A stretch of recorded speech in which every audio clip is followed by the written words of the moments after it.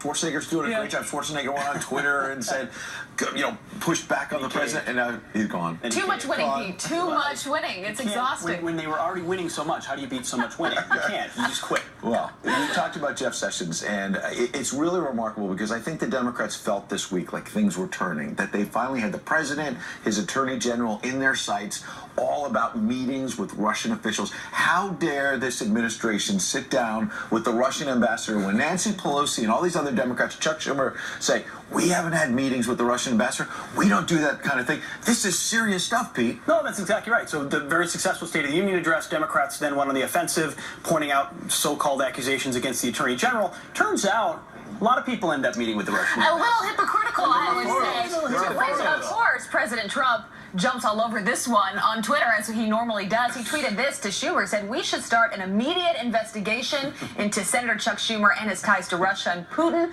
A total hypocrite. Yeah, look at the donut. I love this photo, by the way. It's like a New York tradition. They're like at a New York deli, I assume, right? And this is years ago. Hey, I'm just saying, I'm just looking at the photo there, but they look pretty cozy. I don't know. Are they just friends? Are they conspiring? I don't know. You don't just have coffee and donuts with just anybody. What questions are being raised? You don't even ask me to get coffee and donuts. We're not that close. You said you were buying coffee today, though, right? I am buying everyone coffee today. I don't want to stop the flow. But then Nancy Pelosi as well.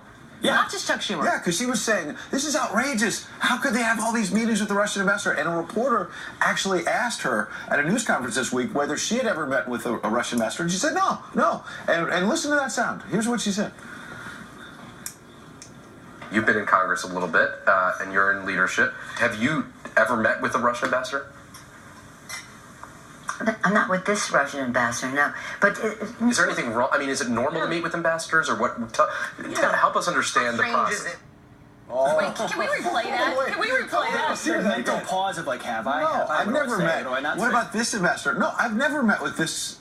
Oh, wait, actually, she did. And that's why the president tweeted a second time, not just at Schumer, but this picture with Nancy Pelosi and the current Russian ambassador. I hereby demand, the president said, a second investigation after Schumer of Pelosi for her close ties to Russia and lying about it. I love I hereby demand, by the way. No, I mean, the other one with the total hypocrite on Schumer, listen, investigation or no investigation, he's simply pointing out the double standard that exists. The fact that, hey, folks meet with the ambassadors all the time, just like my people did. You're making it conspiracy. What about them? Yeah, well, this is exactly why the president tweets. Because he has to get out his side of the story. Yeah. And this is a huge part of this whole debate that's going on. I think it's to the point now where Democrats are looking a little bit, maybe a lot of it desperate. Still bitter from losing the campaign, but desperate in the fact that they are so quick to jump the gun on something like this. So this all broke a couple days ago with Jeff Sessions. Yeah. We didn't know what happened there. We didn't know what ultimately would come of it. But they jumped so quickly on the fact that he needs to resign, he needs to get out of office. True. Right. That's what was really ridiculous, because it was not just recuse, which was a reasonable request. And Jeff Sessions ended up doing it, saying, of course, I was a big part of the campaign, the first senator to endorse Donald Trump, so I should not be the person overseeing this big investigation. Easy. So he steps aside there. But the idea that he's going to resign after a couple of weeks on the job, because remember, Democrats also were dragging their feet on even letting Jeff Sessions, be confirmed. And so here we are at this point. Look, I think the stakes are still enormous for this administration. Let's not forget about Michael Flynn. General Flynn is gone. That's why they jump he lied to the vice president. And that's why they jump on it so quickly, is because they there's legitimate questions. There have been some legitimate questions, but there have been no facts or no details or no collaboration with anything that's ever happened between the Russians and the campaign. But these meetings, these happen all the time. It wasn't just, of course, as we now see, it wasn't just Chuck Schumer. There's a list of a bunch of Democrats that have met with the Russian ambassador. Well, the best, actually, even before Pelosi and Schumer, was when this really started, the first day of this firestorm with Jeff Sessions, it was Claire McCaskill. Remember, senator from Missouri. I haven't met with went on Twitter. I haven't met with that ambassador. And here's a long list of Democratic lawmakers who met with the same Russian ambassador. Yeah. Turns out Claire McCaskill did. There were photos. Then she ends up tweeting, well, with 140 characters, I couldn't fully explain the story. I mean, this story so why did you even get involved? It just keeps getting better and better. And the other point, by the way, this same Russian ambassador, current Russian ambassador, was in the Obama White House, meeting with various officials more than 20 times. 22 times. 22 times. In the White House log. So we should point out, that doesn't prove there was corruption in the Obama White House with the Russian ambassador. It just means the ambassador is an ambassador. But that's, he's doing his job. That's exactly diplomatic relations. He's reaching out. Speaker of the House, Paul Ryan, he had an exclusive last night with our own Brett Baer on Special Report, and he said that very same thing. Watch this. We meet with ambassadors constantly as members of Congress.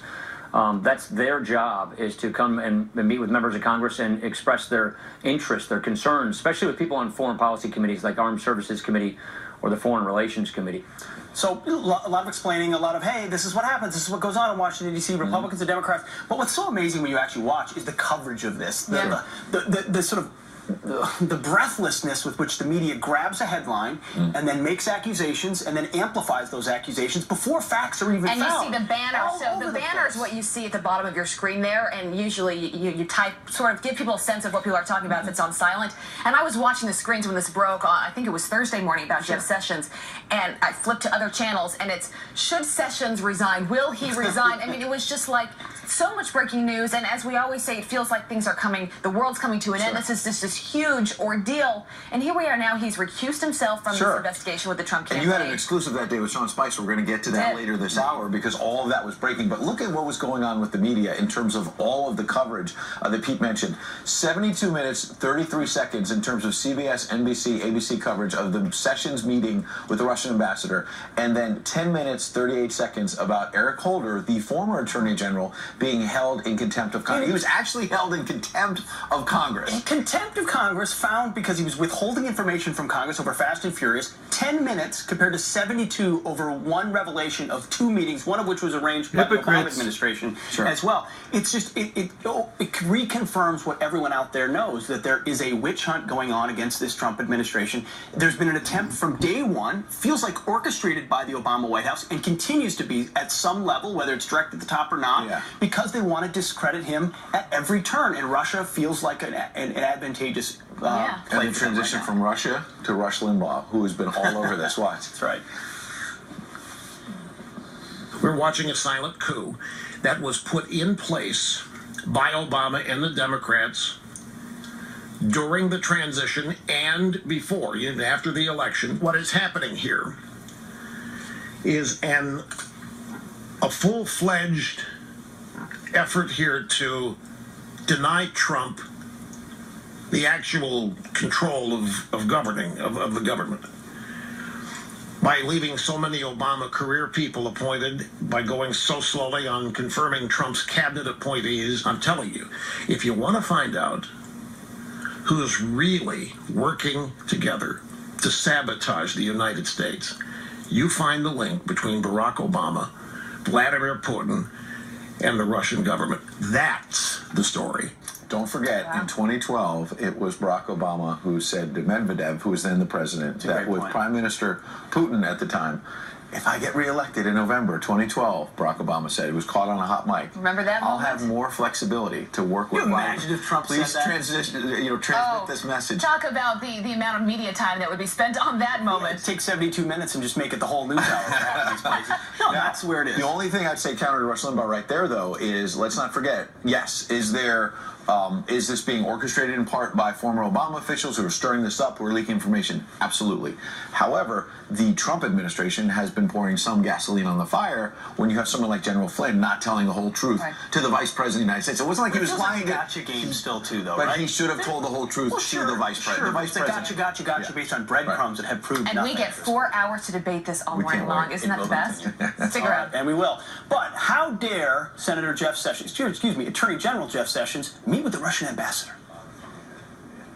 The fact that the Attorney General, the top cop in our country, lied under oath to the American people is grounds for him to resign.